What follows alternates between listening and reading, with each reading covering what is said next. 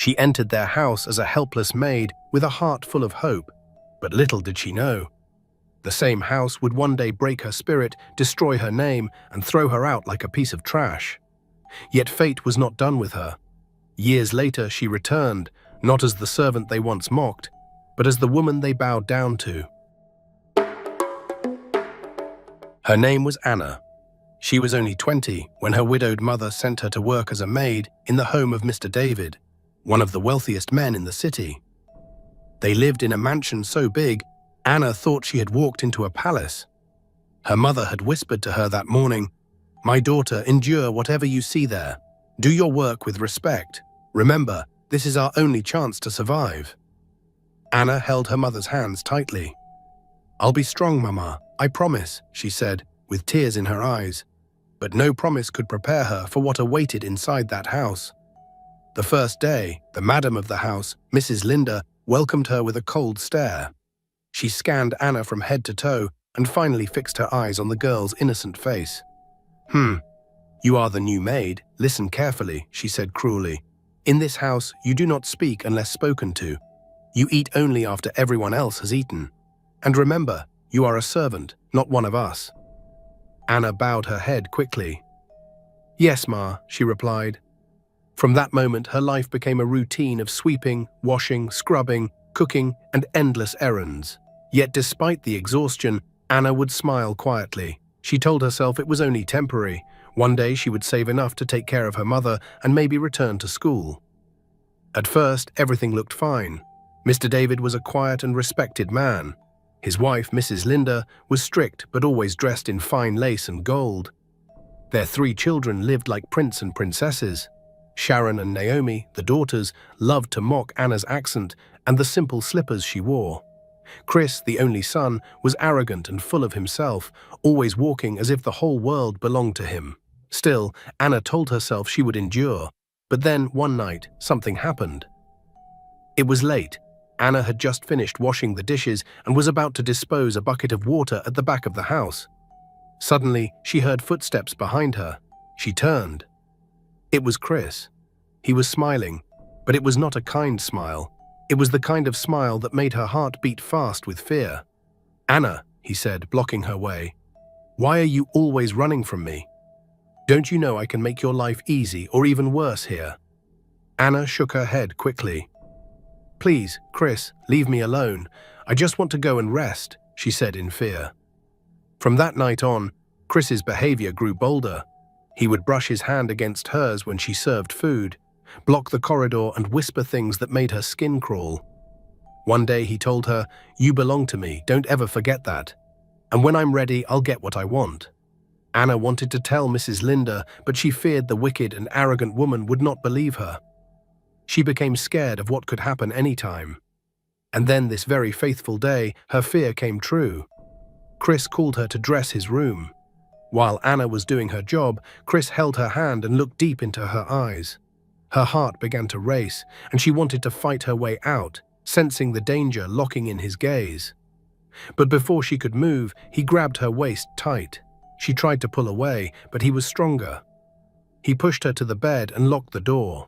He unzipped himself and forcefully pulled off Anna's clothes, leaving her without clothes, and he laid on top of her like a predator wanting to devour its prey. Anna shouted and cried, but her cries were swallowed by the walls of the mansion. No one came to help. That night, Chris forced himself on her and slept with her. Anna's world broke into pieces. The next morning, she woke up with swollen eyes and a heart full of pain. She wanted to keep quiet, but something inside her refused to be silent. She could not carry such a heavy secret alone. So she gathered courage and went to Mrs. Linda. "Madam, please, I need to tell you something." Anna knelt before her with tears running down her cheeks.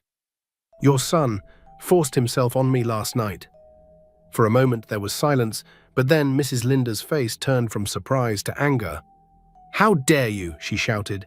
"You useless village girl! You open your filthy mouth to accuse my son? Do you know who we are? Do you know the kind of shame you are trying to bring into this house?" Anna sobbed. "Madam, I swear I am telling the truth. I would never lie about something like this," she cried. Her cries attracted the daughters, Sharon and Naomi. They rushed into the sitting room and heard everything. Instead of pity, they burst into mocking laughter. "Look at her," Sharon mocked. "A common maid trying to drag our brother's name into the mud. Who would even touch someone like you?" "Yes," Naomi added with a shaming laugh. "She thinks she is so special. Maybe she wanted our brother and now she regrets it." Their cruel words stabbed Anna's heart. That evening, when Mr. David returned from work, Mrs. Linda quickly told him her version of the story. "David, you will not believe what this foolish maid is saying. She claims our son touched her. Imagine, this is what happens when you bring dirty children from the village into a decent home." Mr. David turned to Anna with hardened eyes. "Is this true? Did you really say such a thing?" Anna fell to her knees again. "Sir, please. I'm not lying. Please, believe me. It is the truth. Chris forced himself on me. I won't lie against your son with something like this." But before she could say more, Chris walked in, acting innocent. "Dad, don't listen to her. I don't know why she hates me. Maybe she is trying to cover her own shame," he claimed. Mr. David's face darkened. He looked from his son to Anna, then back to his wife. Finally, he shook his head. "You dare bring this kind of story into my house?" he barked at Anna. "You think I will believe you over my own son? Don't you ever—" Before he could even finish, Mrs. Linda's voice roared, "No, you won't stay in this house anymore. Go in, pack your things, and leave my house this very night." Anna gasped. Her whole body shook. "Sir, please, I have nowhere to go. I am telling the truth. Please don't throw me out." But Mr. David was silent. It seemed he had already turned his back. Mrs. Linda's voice rose in triumph. "Leave at once. Pack your rags and get out before I call the guards to drag you out." Sharon and Naomi clapped their hands and laughed as Anna, with trembling hands, gathered her small bag. Her tears poured freely, but no one cared. At the gate, she turned one last time. She looked at the mansion that had once given her hope, the house that had now turned into her place of pain. She hoped, just for a second, that Mr. David would change his mind. But the curtains were already drawn, the lights inside were off, the gates closed with a loud clang behind her. She stood there in the cold night, hugging her bag. The street was empty, the world was silent, but inside her heart, a storm was raging. She had no father in the city, no brother, no one to fight for her. Only her mother far away in the village. And she could not even bear to face her with this shame. Her feet moved slowly, carrying her into the darkness.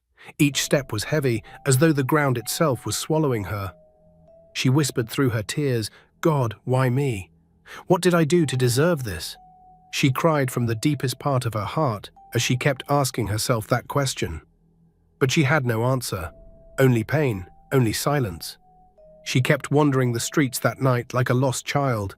The world around her was really silent, and inside her shame and fear roared. Her small bag felt heavier than a sack of stones, and her legs trembled as she walked with no idea where to go. When the first drops of rain began to fall, she ran to the veranda of a small shop and curled up there. The cold night bit into her bones.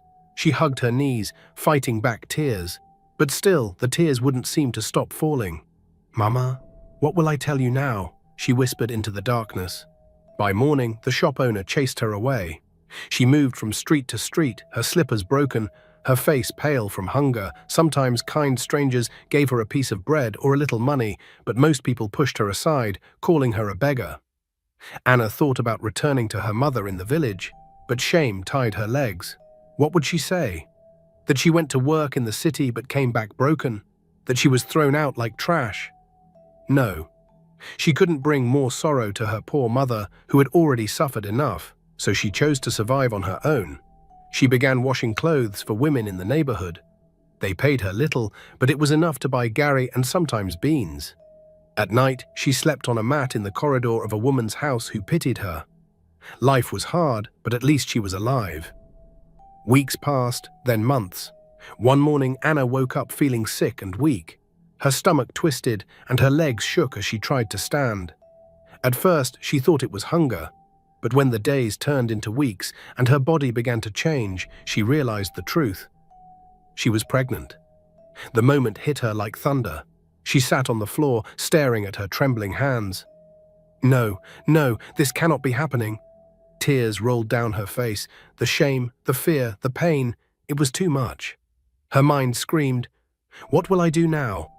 How will I raise a child on the street?" For weeks, she hid her condition as best as she could, wearing big wrappers and keeping quiet. But her strength failed her. The washing became too hard, the hunger too sharp, and the sickness too much. One afternoon, as she struggled to fetch water, her body collapsed. When she woke up, she was in a small clinic. A kind nurse bent over her. "My dear," the nurse said softly, "you were lucky to survive, but I am sorry. You lost the baby." Anna's chest heaved as tears filled her eyes. She turned her face away, looking into the wall helplessly and too broken to speak. The nurse touched her shoulder gently and said to her, "Do not cry too much. Life still lies ahead of you. God saved you for a reason." But Anna's heart was heavy. She felt cursed, unwanted, and empty. For many weeks, she lived in deep sorrow. Every night, she cried deeply, asking God why her life was full of pain. Sometimes, she even wished she would not wake up in the morning. But little by little, something inside her refused to die. She remembered her mother's words the day she left for the city. "Anna, no matter what happens, do not give up. Even if the world rejects you, do not reject yourself." Those words became her strength. Anna wiped her tears and decided to fight again.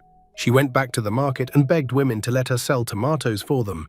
She carried loads on her head. She even swept shops. Slowly, she began to save small money. One day, as she was sitting by the roadside frying a kara with the little beans she bought, a fine woman in a car stopped. She rolled down the window and looked at Anna carefully. "Young girl," the woman said, "you look too young to be suffering like this. Why are you here alone?" she asked. Anna lowered her eyes, feeling ashamed. "Madam, I am just trying to survive," she answered. The woman looked at her for a moment, then gave her some money.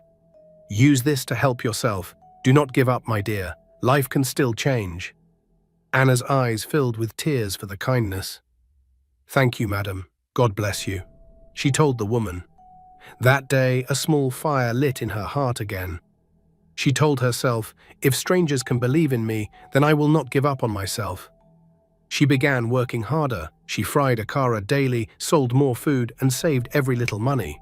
Her business grew slowly. People in the market started to notice her. They said, "This girl is strong, she doesn't give up." Years passed. Anna was no longer the helpless girl who had been thrown out of the mansion. She was still poor, but she had built a small name for herself in the market. People respected her courage, but deep inside she never forgot the night that destroyed her life.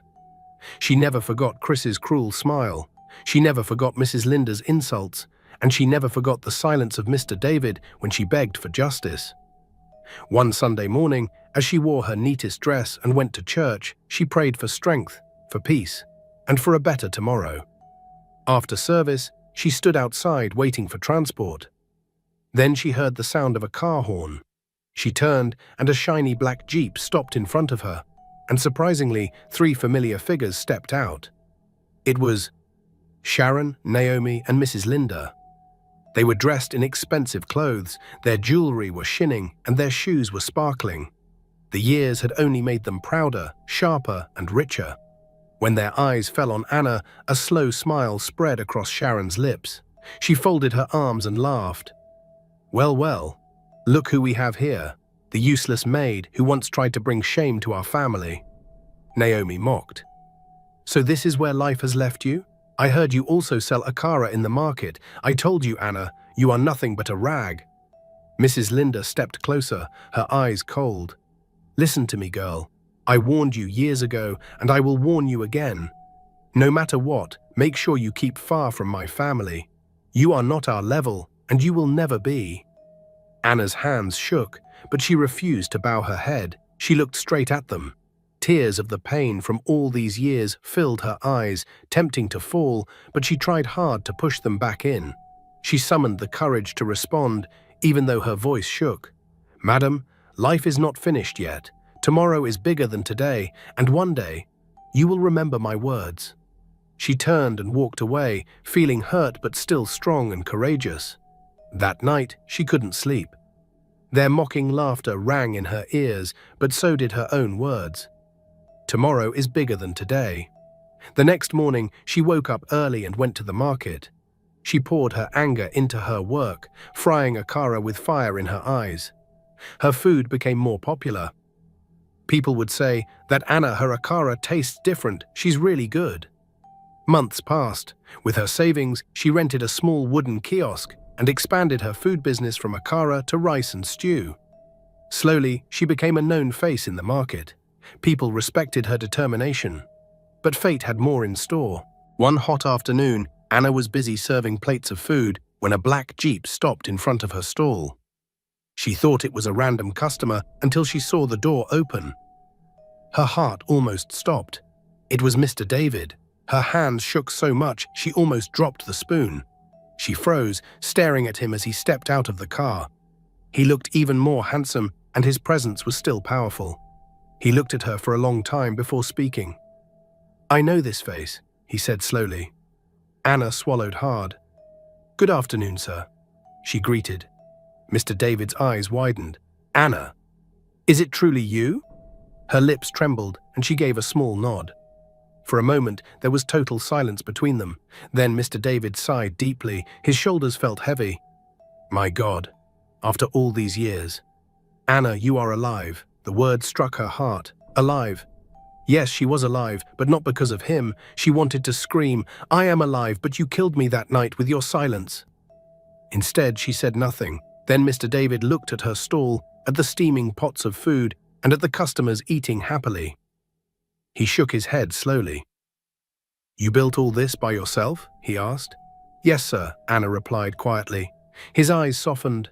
"You are stronger than I thought." Anna did not reply. Pain and anger swirled inside her. She remembered the night he believed his son and wife over her. She remembered the gates slamming shut behind her.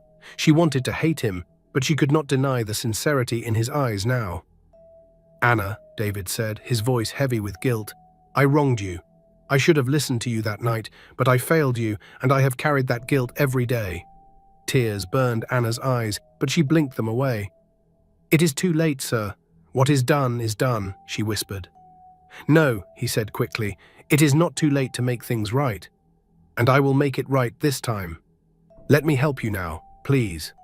Anna's chest rose and fell quickly. She wanted to push him away or even reject him as he once rejected her, but something in his tone stopped her. From that day, David began visiting her stall often. At first, Anna was cold and distant, but gradually she saw his efforts were real. He brought friends to eat at her stall. He gave her advice on how to manage her money. Sometimes he even left extra cash with her, saying, "Use this to buy more stock." Her business grew faster than ever, but with growth came whispers. People in the market began to talk. Why does Mr. David visit that food seller so often? Could there be something between them? The rumors soon reached Mrs. Linda's ears. One evening, Anna was cleaning her pots when a car screeched to a stop in front of her stall. Mrs. Linda stepped out, her eyes blazing with fire. Sharon and Naomi followed, their faces twisted with anger. "So it is true," Mrs. Linda hissed. "You are still trying to destroy my family. After all these years, you couldn't stay in the gutter where you belong." Anna's hands trembled, but she stood firm. "Madam, I am not destroying anything. You did what you wanted, right? This is me, and I am only working to survive." Sharon scoffed. "Survive? With my father's money? Do you think we don't know what you are doing?" The words cut deep, but Anna clenched her fists. "I built this with my own sweat. Nobody gave me anything, and not your family." Mrs. Linda stepped closer. Her voice was sharp. "Listen to me, Anna. Stay away from my husband. If I ever see you near him again, I will finish you with my own hands." Her voice shook the air. The market women nearby gasped and whispered, watching the drama unfold. Anna's heart raced, but she refused to bow. She raised her chin and looked Mrs. Linda straight in the eye. "You can threaten me, but you cannot stop what God has written. One day the truth will speak for itself." Mrs. Linda slapped her across the face so hard her ears rang. The daughters pulled their mother away, and they stormed off, leaving Anna shaking with anger and pain. That night, Anna sat alone in her small room, her cheeks still burned from the slap. Tears fell, but her mind was clear. Enough, I will not keep running from them. If God has brought Mr. David back into my life, then maybe it is for a reason. Maybe this is my chance to set things where they belong. Weeks passed. Mr. David continued supporting her quietly, ignoring his wife's protests. One faithful evening, he invited Anna to his office. When she arrived, he looked nervous, almost shy. "Anna," he cleared his throat. "I cannot hide it anymore. The more I see you, the more I realize how much I admire you. You are strong, honest, and not like that disrespectful and arrogant thing I call a wife. You are different, and you survived what would have killed many. But I've grown to care about you." Her eyes widened. "Sir, what are you saying?" He took a deep breath. "I am saying I want to marry you. I want to make things right with you." The words fell like thunder in her ears. Anna's heart stopped. Marry? The same man who once threw her out? The same man whose son destroyed her life? She stepped back, shaking her head. "Sir, this cannot be. Your family will never accept me." He moved closer, his eyes firm. "Then they will learn to accept. I will no longer live by their lies. I want peace, and I find it only with you. Please, Anna, say yes." Anna's lips trembled. Her mind was torn between fear and hope. She thought of Mrs. Linda's threats, Sharon's insults, and the whole family's cruelty. Could she really step into that house again? But this time, not as a maid, but as their madam. Before she could answer, the door burst open. Standing there was Sharon. Her face was red with fury, and beside her was Mrs. Linda, her eyes blazing like fire. The office became deadly silent. Sharon's high heels clicked against the tiled floor as she stormed inside. Her eyes burned with rage. Mrs. Linda followed behind, and her voice was sharp. "So it is true," Sharon shouted, pointing at Anna. "Father, you have something to do with this wretched thing. A maid that our family threw out like dirt." Anna froze. Her heart pounded like a drum. She wanted to speak, but her lips refused to move. Mr. David stood firm. His voice was calm but strong. "Sharon, respect yourself. This is not your matter. This is between me and Anna." "Not my matter?" Sharon screamed. "You want to disgrace this family in front of the whole world. You want me to call this thing family? Never. It will never be me." Mrs. Linda stepped forward with a hardened face. "David, have you lost your senses? How can you even think of such a thing? After all the shame she tried to bring upon us years ago, after the lies she told about my son." Anna's chest heaved. She finally found her voice. "I did not lie. I told the truth, and you all turned your backs on me." Mrs. Linda's eyes flashed with fury. "Shut your mouth. You are nothing but a common girl who wants to destroy a decent family." But Mr. David raised his hand. "Enough, Linda. Enough of your lies. I know the truth now. I should have listened years ago. But I let pride blind me. That night I saw guilt in Chris's eyes, but I ignored it because of you. I failed Anna, and I will not fail her again." The words hung heavy in the air. Sharon gasped, covering her mouth. Mrs. Linda staggered back, her lips trembling. "David, you dare speak against your own son." Mr. David's voice was steady. "I will speak against lies, no matter who carries them." He turned to Anna, and his eyes softened. "Anna, you have suffered enough. Let me give you the life you deserve." Tears filled Anna's eyes. She had dreamed of justice, but she never imagined it would come like this. But the battle was not over. Mrs. Linda hissed like a snake. "You think you can throw me aside for this girl? You will regret it, Namdi. I swear you will regret it." With that, she stormed out, dragging Sharon with her. The door slammed so hard that the windows shook. The days that followed were filled with storms. Mrs. Linda spread rumors everywhere. She told family friends that Anna bewitched David. She whispered lies that Anna was chasing wealth and power. Sharon fueled the fire, calling Anna names in public and disrespecting her whenever they crossed paths. But Mr. David stood firm. He called his lawyer. Within weeks, divorce papers were served to Mrs. Linda, but she refused to give in. Anna could hardly believe it. She wanted to run or even hide from all the drama. But each time she tried to withdraw, David held her hand and said, "Do not be afraid. You are not alone anymore." Then came the wedding day. It was a small, dignified ceremony. Anna's eyes shone with tears as she walked down the aisle. Not as a maid, not as a beggar, but as a bride. Mr. David stood waiting. He felt happy for the first time in years. Some guests whispered in shock. He married a maid, can you imagine? Others shook their heads with jealousy, but Anna held her head high. For the first time in her life, she felt seen, valued, and honored. When the pastor pronounced them husband and wife, Anna's tears spilled freely. Her life had turned in a way she never imagined. But peace did not last long.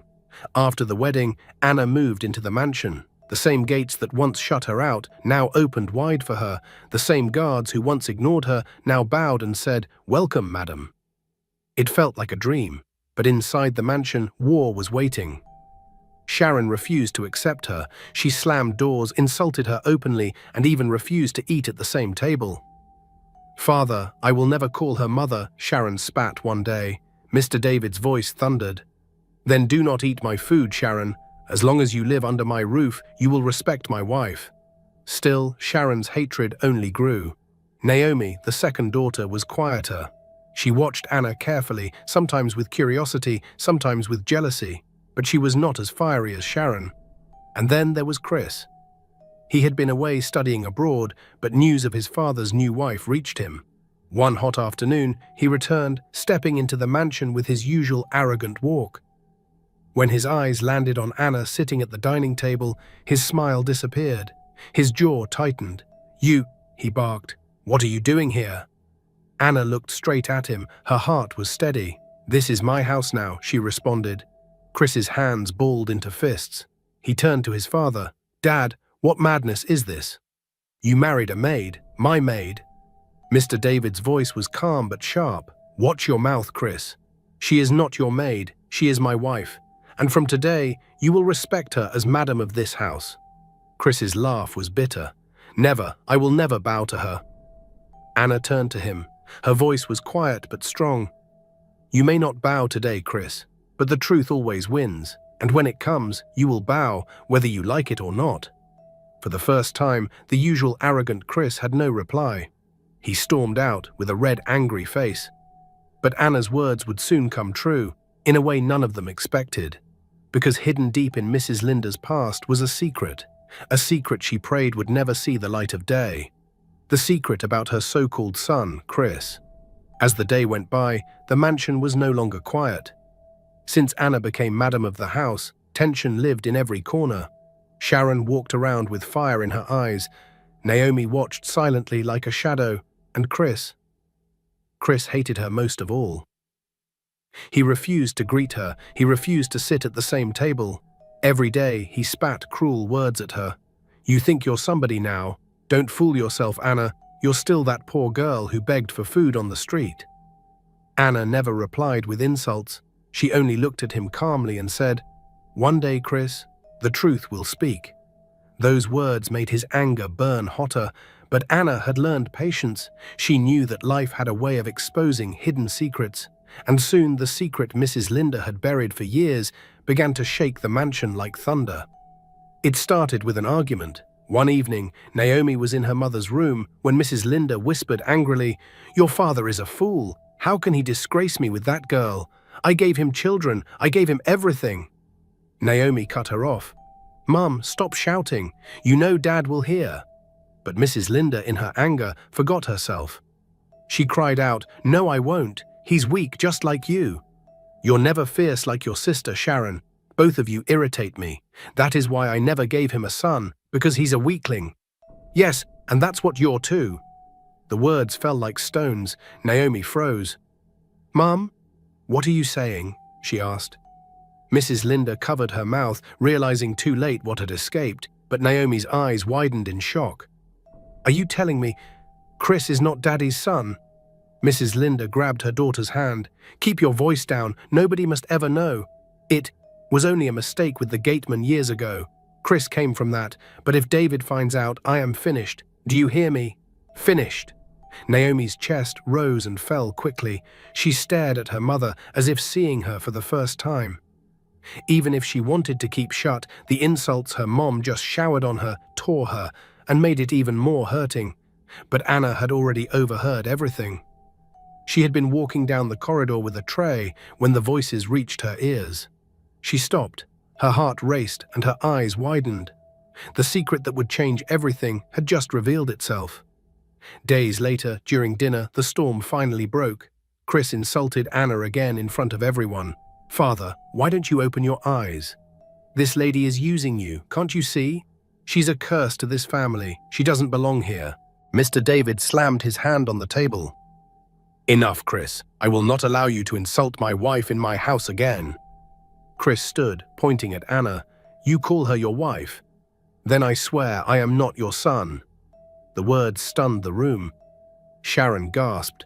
Naomi dropped her spoon as if preparing for this moment. Mr. David frowned.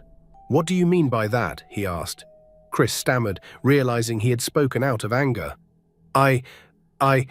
But Naomi could not hold it anymore. She jumped to her feet. "Tell him, Mom. Tell him the truth. Chris is not his son." The room went silent. Mr. David's face turned pale. He turned slowly to his wife. "Linda, what is this child saying?" he demanded. Mrs. Linda shook her head wildly and spoke. "David, don't listen to her. She doesn't know what she is saying." But Naomi's voice grew louder. "No, Dad, I heard it from her mouth. Mom said Chris is the son of the old gateman, not yours."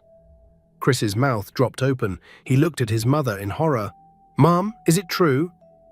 The truth hung heavy in the air. Mrs. Linda's lips trembled, but she could not lie anymore. Tears spilled from her eyes as she whispered, "Yes, it's true." Mr. David staggered back, his hand wrapped around his chest. His voice shook with anger and pain. "Linda, you mean all these years? All these years I raised someone else's son, and you never told me?" Mrs. Linda bowed her head, crying. "You're this evil, and you had the guts to throw Anna away when your son assaulted her? The both of you are devils. And you don't deserve to be in this family." Mrs. Linda fell to her knees. "Forgive me, David. I wasn't thinking right. I was foolish. Please don't throw me away." But it was too late. The damage was done. Chris's legs shook as he spoke. "So all my life I lived a lie. Dad isn't even my father." Mr. David turned his face away and responded in a cold voice. "Do not call me your dad again." Chris's knees gave way. He fell to the floor. Tears streamed down his face. For the first time, the proud and arrogant young man bowed his head, not out of respect, but out of shame. Anna's eyes softened as she looked at him. The same boy who once destroyed her life now sat broken before her. She whispered quietly, "Did I not tell you, Chris? One day the truth will speak." That night, Mrs. Linda and her son, Chris, were thrown out of the mansion. Sharon and Naomi wept, but they knew there was nothing they could do. Mr. David sat in the sitting room, his hands shaking. He turned to Anna. "You see why I call you a blessing?" he asked calmly. "The truth that was buried for years has finally come out, and it came through you. Anna, you were meant to be in my life." Tears filled her eyes as she nodded slowly.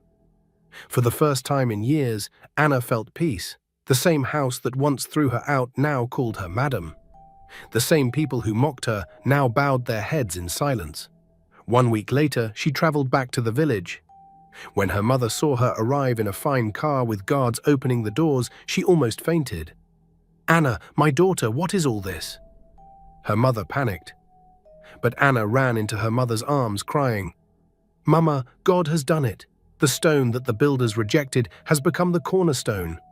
You will not suffer again." Her mother wept and laughed at the same time, holding her daughter tightly. After the visit, Anna brought her mother back to the mansion. The gates that once pushed her out now opened wide for both mother and daughter. The maids bowed, the guards saluted, and Anna's mother stepped into the big house, her heart swelled with joy. That night, they ate together at the dining table. Mr. David sat at the head, Anna by his side, and her mother smiling with tears in her eyes. It was a picture Anna never thought she would see. The maid who was once disgraced was now madam of the mansion. The girl who once cried at the gate was now the owner of the house. Truly, tomorrow was bigger than today. My besties, life has a way of turning tables. Those who mock you today may bow before you tomorrow. Those who push you out may one day open their doors wide for you. Anna's story reminds us that no matter the pain, no matter the shame, the truth will always rise. And when it rises, it cannot be hidden. At Roots of the African Tales, we believe stories like this carry lessons that shine light on our own journeys. Did this story touch your heart? If it did, don't keep it to yourself. Share it with friends and family.